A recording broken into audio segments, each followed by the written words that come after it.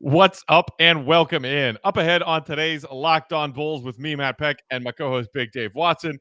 We've got more dominoes falling in the NBA offseason. Paul Millsap not coming to Chicago. LaMarcus Aldridge is medically cleared to play. We'll touch on that. Also, what is up with Ben Simmons, and should Bulls fans still be interested in possibly attaining him after all of the other pieces we've added this offseason? And if we've got time at the back end of the show, we're going to touch on the latest news of a big movie in the sports world with one of Bulls fans' favorite characters of all time. That's all ahead on today's Locked On Bulls. Let's go.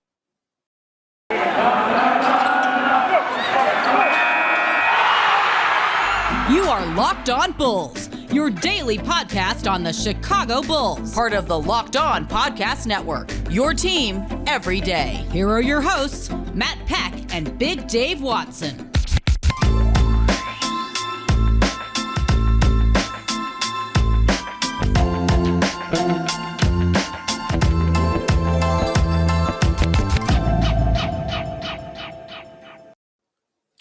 What's up and welcome into Locked On Bulls, part of the Locked On Podcast Network, your team every day. I'm Matt. You can follow me on Twitter at Bulls_Peck.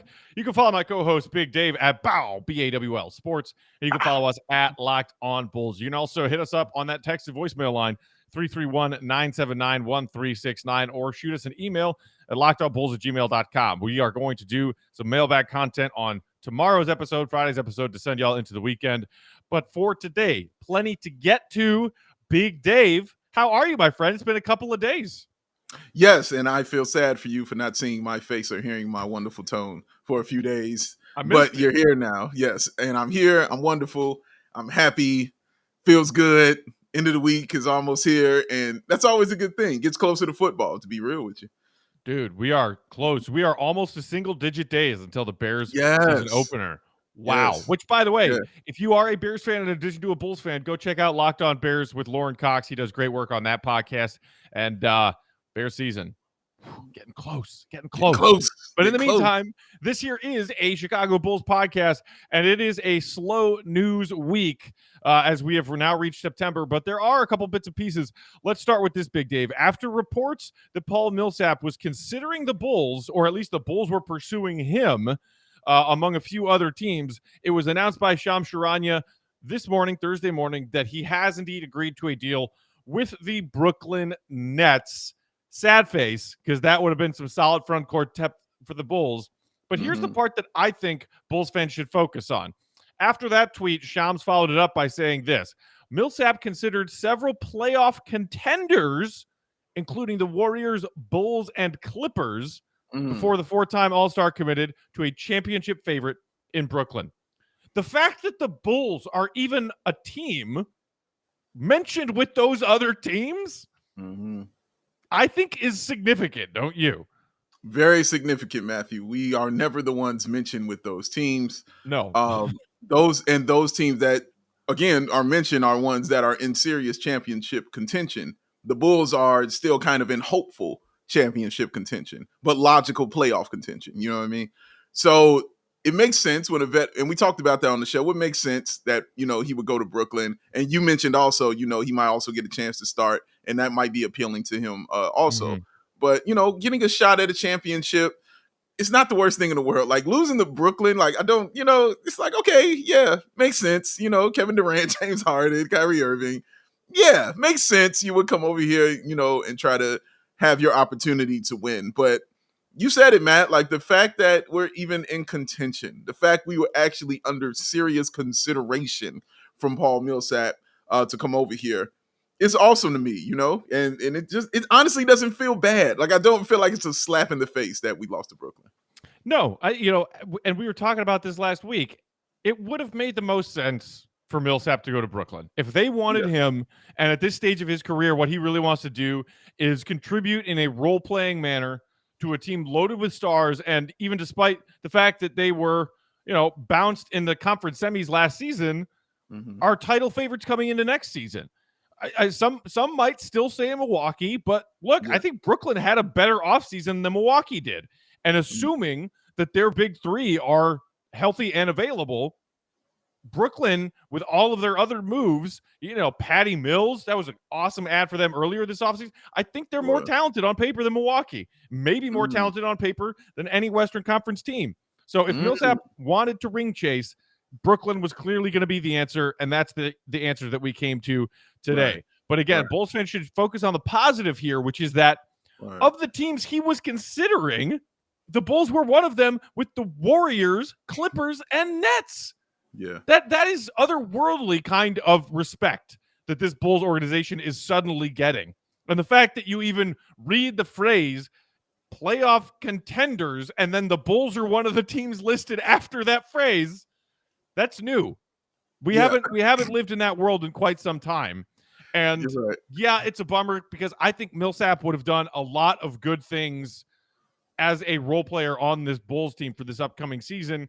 And now, Big Dave, the question shifts to, do they go after LaMarcus Aldridge, who has been medically cleared to play? They are also reporting that he's leaning towards Brooklyn as well. But if they just added Millsap, is LA worried about playing time? Or is he, like Millsap, at least on the surface, appeared to be a little bit more worried about getting a ring? What do you think about this latest update from Aldridge? I think he's a little more worried about getting the ring. And also, he played with them a little bit last year. And remember, he was averaging like 12 points and 5 rebounds in those little few games he was there. But also, I'm sure and I talk about this word a lot, comfort. I'm sure there was some comfort there for him already in Brooklyn, being established and getting, kind of cool. And he might feel like unfinished business. Like, I kind of owe these guys because they gave me this chance, this opportunity, and because of my health, I couldn't complete the task that I set out to do. And then seeing them lose, he might feel like, man, maybe if I was there, I could have stemmed the tide a little bit. I'm sure, he's an NBA player. They always feel that way about any athlete should feel that way about themselves. If I'm not there, man, if I was there, things could have changed. He might have all those things playing around in his head. So I see him. Yeah, I do see him going to Brooklyn and shoring up their front line, man. And they'll be definitely formidable because getting Paul Millsap and LaMarcus Aldridge makes you formidable, makes your bench deeper. And they were lacking that severely in the playoffs when they lost they lost 2 of their big 3. So hopefully it works out for him. I'm honestly rooting for LaMarcus Aldridge. So I just want everything to work out for that man. Yeah, truly. I mean, it's great news that he's been medically cleared to play because it looked for a while like his career might have been over. And if he decides, hey, I already felt kind of comfortable in Brooklyn, I want to go back there, and that's what happens. That's what happens. The Bulls, as we know, still do have 2 open roster spots. They can fill only 1 if they desire to leave a spot open. And that's the other thing that I think Bulls fans should keep in mind here. If you're disappointed we didn't get Millsap or you disappointed if we end up not getting LaMarcus Aldridge, there is still that potential down the line if the Bulls are in the playoff hunt, firmly in the playoff hunt, and they have a half a season or so, 30, 35 games to evaluate what they now have built and what they still need. You can make a midseason trade. You can make a trade leading up to that trade deadline and acquire what it might be, another backup power forward or whatever you have decided your team needs. It doesn't all have to come into place now, between now and training camp starting. There is time to, let's see what we have built, do another evaluation through this half of the season. And if they want to make a trade to try and bulk up the front court, they can do that before the trade deadline mid-season. It's doable. And let me also say this, Matt, because you touched on it when you said we were being mentioned in the running for guys like Paul Millsap. Here's something else that is brand new for me and most of Bulls Nation. We are losing out on role players. Yeah. We're not losing out on the big stars, on the big names, on the people who everybody is going after because they can, shore up your starting lineup.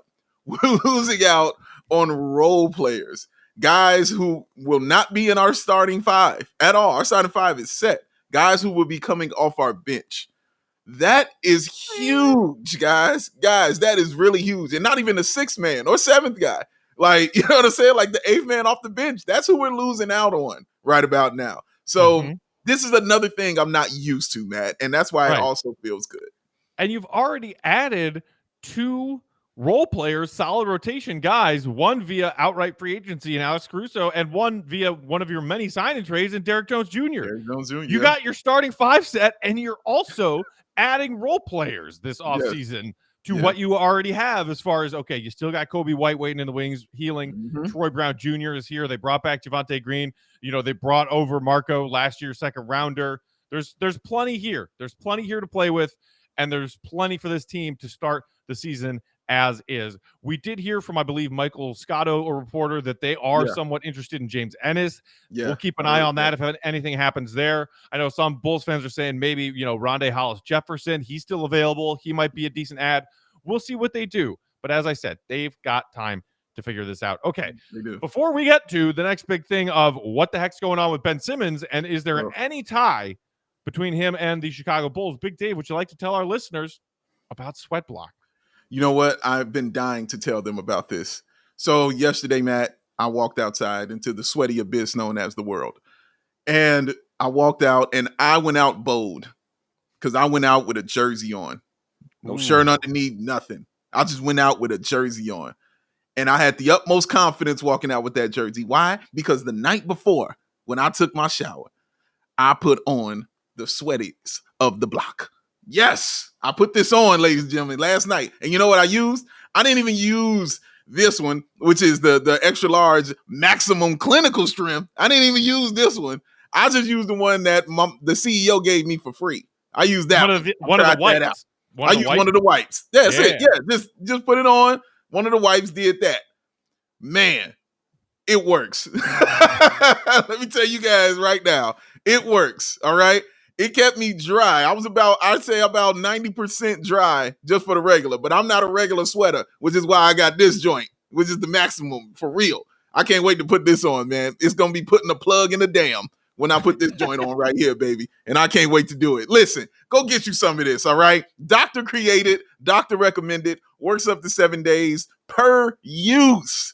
Dry shirt guarantee, and I can vouch for that. If Sweat Block does not keep you dry, you get your money back. And trust me, I was dry as a bone, baby. And it's manufactured right here in the good old US of A, featured and tested on the Rachel Ray Show, and used by the other hottest people in the world outside of myself, firefighters.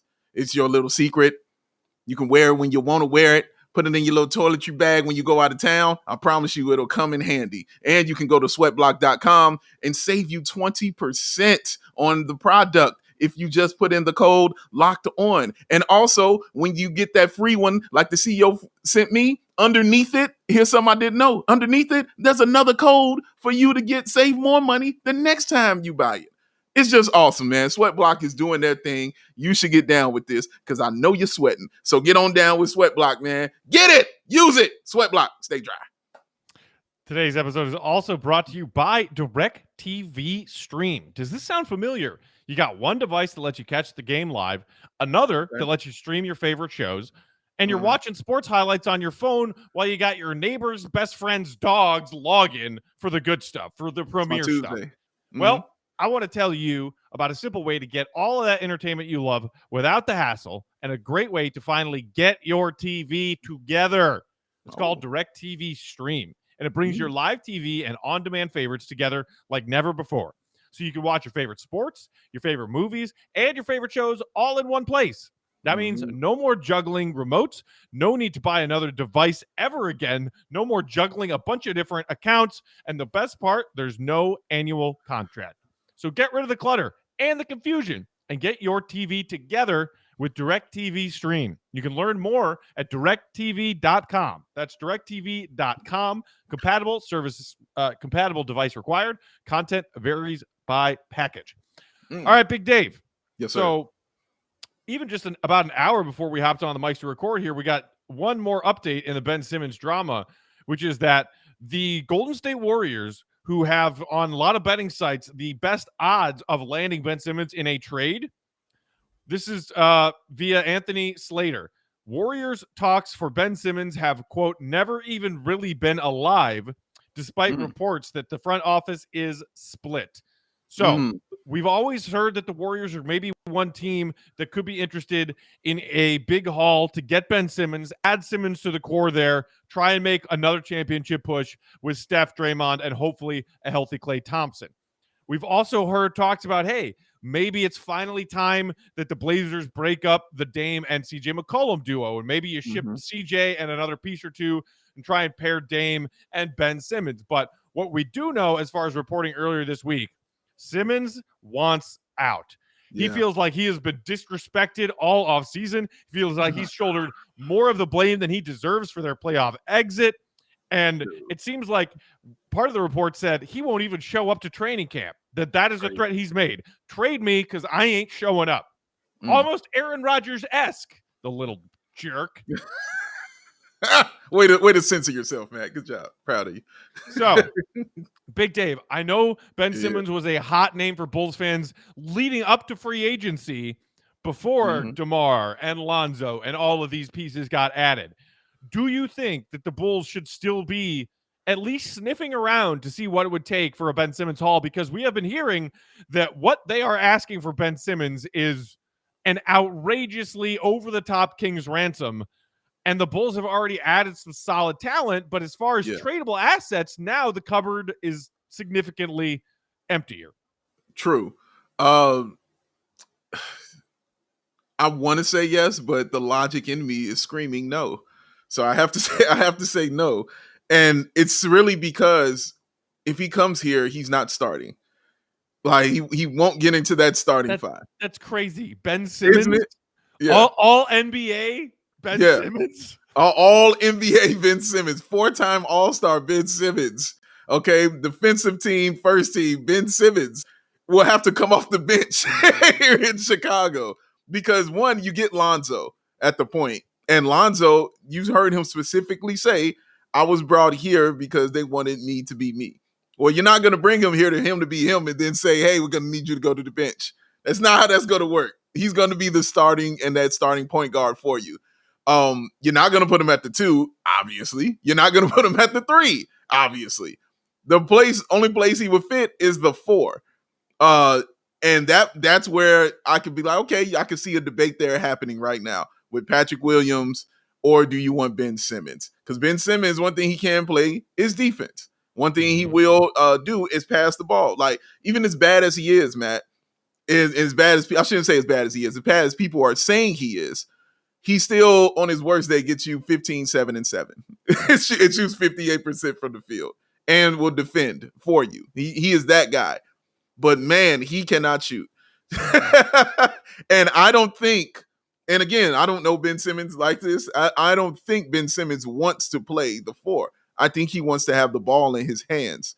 And it's not going to happen here. If he gets the start at the 4, Matt, let's say we get Ben Simmons and he gets the start at the 4, Patrick Williams goes to the bench. Ben Simmons at the 4 is not going to work for him because he won't be in that kind of rotation. You know what I'm saying? Because we're not looking at Pat Williams to, be what he was in Summer League, handle the ball, get everybody involved. No, we were looking at him to be the defender, get the cleanup buckets, run that baseline like he likes to do, get those blocks that he likes to get, and run the floor.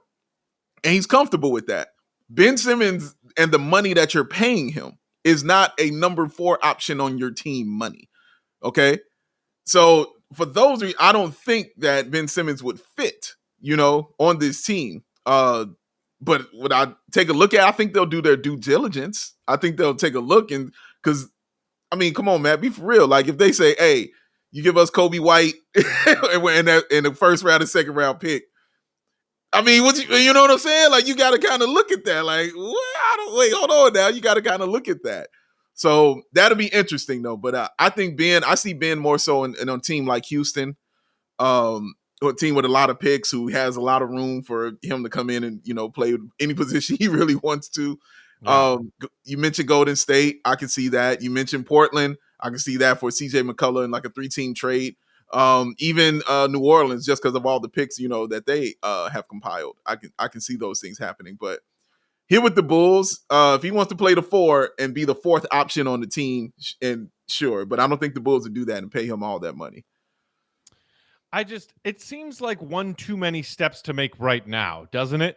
It's Yeah. like, if the Bulls hadn't gone out in free agency and orchestrated all these sign and trades and added these pieces, you add Lonzo to your backcourt, you add DeRozan, who is an excellent point forward, who has added some solid playmaking to his game over the last couple of years. You still have Zach LaVine, who's going to have the ball in his hands a fair amount. It just seems like one too many. Yeah. And it kind of goes along the same line of thought that I had when we were talking in our first segment about trying to panic and say, okay, well, we couldn't get Paul Millsap. Can we get LaMarcus Aldridge? Or we can't get LaMarcus Aldridge. Who do we need? What? Right. I want to see this group that AK and Eversley have assembled play 25 or 30 games together and see what we got. We barely got to see Vooch and Zach LaVine together last year. Yeah. Let's see what we have. And then maybe you can make some decisions about altering your roster a little bit, either midseason or gearing up for 22-23. But throwing everything you have, it would take Pat and or probably Kobe also, and some future picks. Because it sounds like that's the kind of haul that the Sixers are demanding. Yeah, they are demanding. Yeah. If it gets to a point like Houston got to with Harden, and it's like, dude, I'm purposefully gaining weight. I'm not doing anything. I do not want to be here. Yeah. Trade me. If it gets to that point, then maybe the Sixers will be willing to take a lesser deal than what they initially envisioned.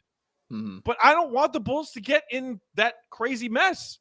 Like, you've done well. You've done well this offseason. Let's just see what we got. Let's see what we built and not worry about putting up more future assets or current young assets to see if Ben Simmons works. Because guess what? I mean, you highlighted the strengths and weaknesses of his game. And look, recency bias, yes, fine, whatever. Seeing the ridiculously small number of shots that Ben Simmons took in the fourth quarter of their most recent playoff run, I don't want that dude. I do not want that dude. Passed on a layup. He's good. I do not want him. His coach, his best friend, MVP candidate, teammate, and pretty much everybody on planet Earth, and then also some people on Saturn and Jupiter, blamed it on Simmons. And guess what? They weren't wrong. They weren't. They were not wrong. He does have flaws that, especially come playoff time, there's a reason the Sixers haven't won a title with him and Embiid. There is a reason. And I'm sorry, I'm not giving everything the Bulls have left after all of the sign and trades and the Vooch trade. I'm not giving up the rest of that for a Ben Simmons. Give me squat in the fourth quarter of a playoff game. Bulls fans are excited to get back to the playoffs, aren't we? I want guys in the playoffs who aren't afraid to shoot. Yeah, that's not too much to ask for. And it seems like that this starting five, the Bulls has a mental toughness about themselves. And that's the one thing that concerns me about Ben Simmons is his mental right now. Because when you're passing up jump shots and you're passing up layups, that's mental. You know what I'm saying? That has nothing to do with skill. That is mental. So, for those reasons, I'm out. And for those reasons, I'm out. All right. We want to touch on one more thing today, and it's a fun topic to wrap up with. Before that, though, want to tell y'all about our great friends at Built Bar. Do you know that they have so many delicious flavors at Built.com? They've got something for everyone. So go check it out and find out what your favorite flavor or favorite flavors are. You should try them all. Mint brownie, double chocolate, salted caramel. If you're more of a fruit person with your protein bars, they've got strawberry, they've got orange, they've got raspberry, cherry, barcia. All delicious flavors. You just got to try them all and figure out which one is your favorite. And you can do that by getting a mixed box where you'll get 2 of each of their always available flavors at Built.com. And not only are these Built Bar flavors the best tasting, but they're healthy for you too. All of these flavors have either 17 or 18 whole grams of protein, but only 130 to 180 calories. Just 4 or 5 grams of sugar and 4 or 5 grams of net carbs. They also have rotating limited time flavors that are always on their homepage at Built.com. So go to Built.com and check out what that limited time flavor is, because they're always delicious. Go to Built.com and use promo code LOCK15 to get 15% off your next order and every order. Again, that's promo code LOCK15 for 15% off at Built.com. Big Dave, we mentioned earlier the odds of the Warriors being the favorites to land Ben Simmons in a trade. If you wanted to throw some money on that, where would you go? Well, Matt, you would go to one place and one place only, and that is betonline.com. Listen, it's the most wonderful time of the year. Football season is upon us, ladies and gentlemen. And now that football season is upon us, it is time to put that money down because guess what? Gambling is now legal in Illinois. So what you're going to do is you're going to always go to Bet Online, your number one spot for all your pro and college football action this season. Get all the updated odds, the props, and the contests, including online's biggest $500,000 NFL mega contest and the world's, you heard me, the world's largest $200,000 NFL Survivor contest. It's open now at Bet Online. Be sure to take advantage of their opening day super promo. Also, ladies and gentlemen, if you make a bet on Thursday, September 9th, the season opener between the Super Bowl champion Buccaneers with Thomas Edward Patrick Brady Jr.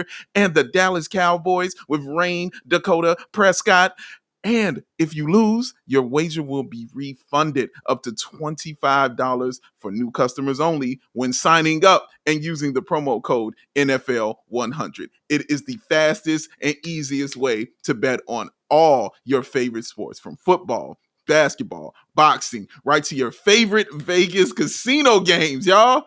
Don't wait. Take advantage of all the great offers available for the 2021 season. Make sure you use that promo code Locked On. You hear me? Use that promo code Locked On. Bet Online, your online sports book experts. Wow. I wanna do so much gambling this football season, Dave. I am so ready. I'm so ready. I've taken a break. I only did a little bit of gambling on these NBA playoff games, and those have been over for a while. Man. I don't bet on baseball, but I'm gonna lay down some bets in week 1 of the NFL season. Boy, his eyes like saucers. Like this, my guy, he is ready. He can't wait. Bet Online. He can't. He gonna have to show me how to do it because I am not the huge gambling guy. So he's going to fantasy footballs as far as I go. So he's going to have to show me what's up with this. Well, what's the over-under on Andy Dalton picks against the Rams in week 1? I'm taking the over. Just kidding. I have total faith in the Bears. Total faith. Oh, Justin Fields. You know who I do have faith in? Who's this? Dennis Rodman. The man's never done me wrong. As a childhood Bulls fan, he's one of my heroes. Still is. The guy's a wacko. The guy has some problems, but he is one of the heroes of my childhood because not only was he an amazing basketball player, but he was an entertainer. And that's what I am, Dave. That's what you are. We are basketball fans who are also entertainers. And that's why I have always loved Dennis Rodman, because I have been those two things for the entirety of my life. This came from Rolling Stone just a few days ago. Dennis Rodman's 1998 Las Vegas Bender to become a feature film. We can talk about some of the details, but Big Dave, your initial reaction when you heard that this was being made into a feature-length film? My reaction was, yeah, it's about right.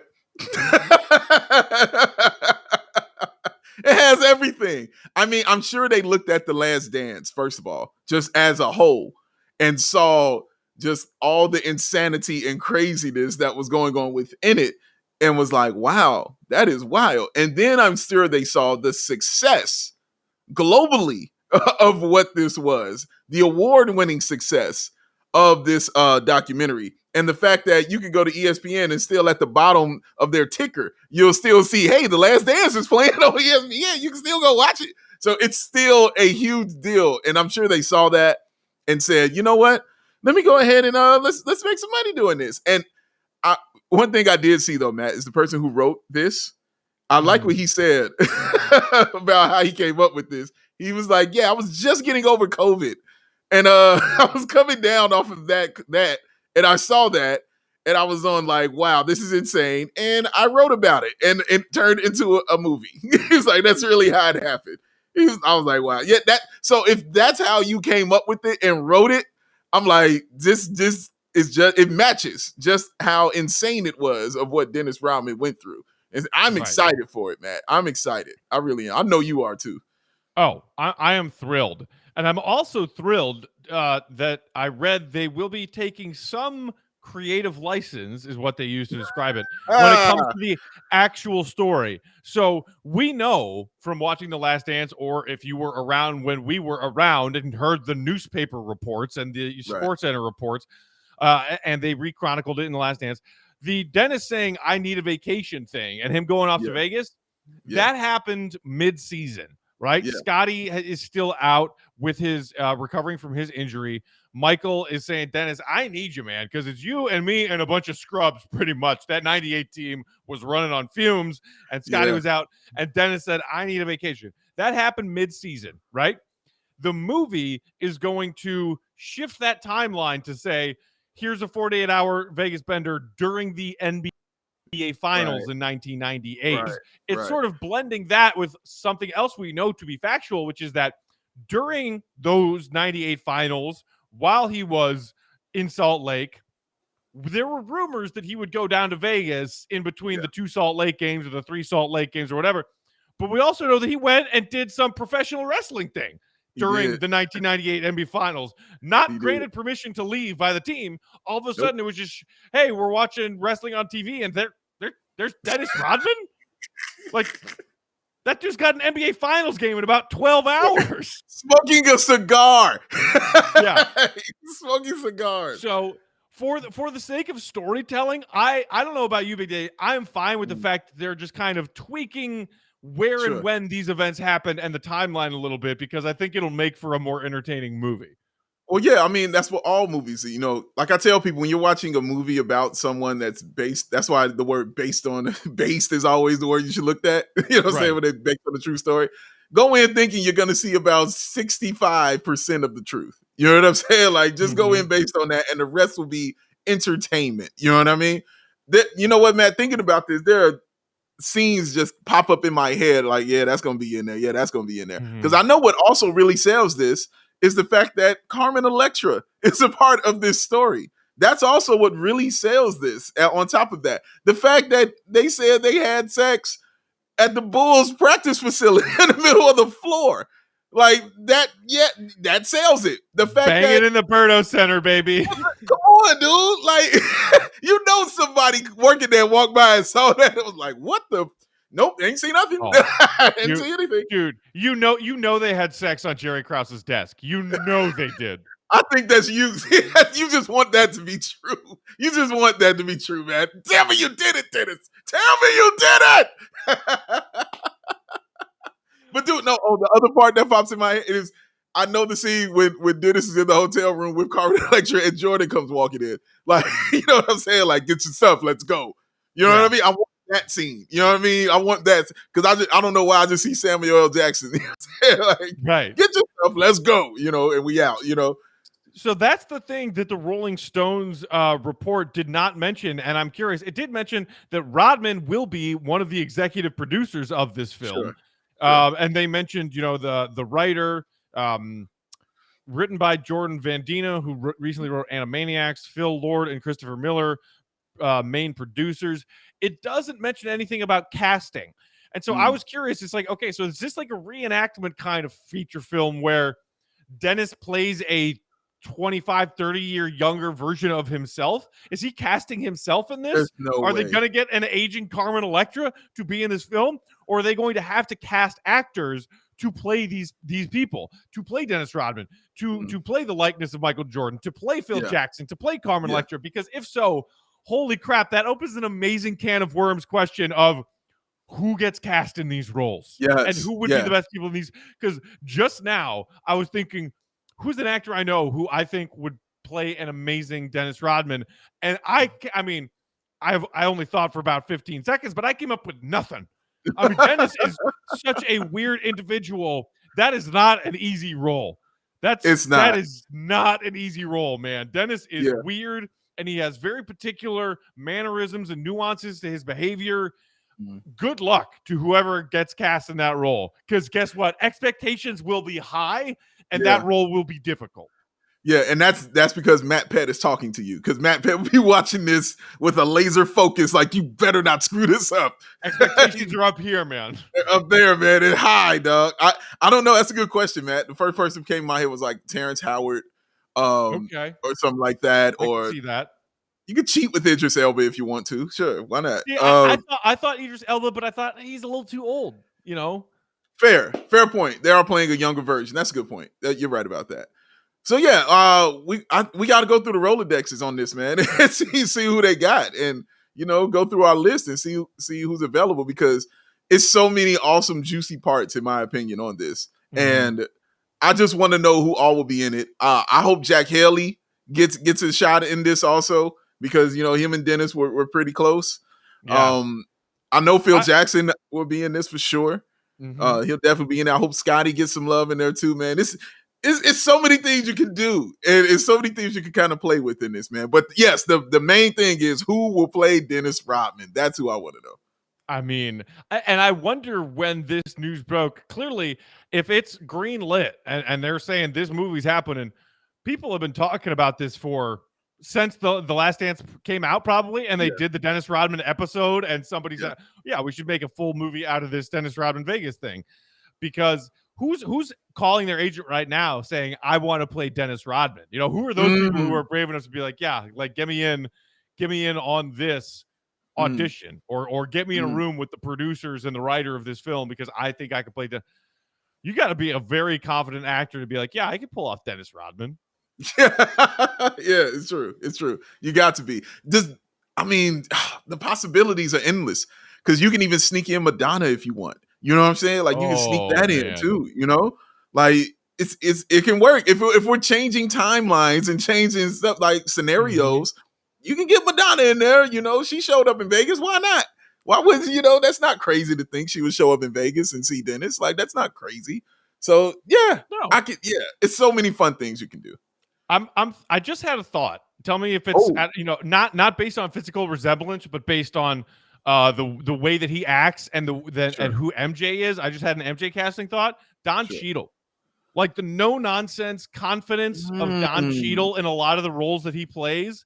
Like, obviously does not have the build of an NBA player, like somebody bigger like Idris or the Elba, height, or But dude, I was like, there's something about Don Cheadle's acting and MJ's character that I thought there's a decent pairing. But I mean, dude, who knows when, if ever, in the near future, that we will get the cast list, or at least part of the cast list for this. But I am fascinated. I'm fascinated. That's the word.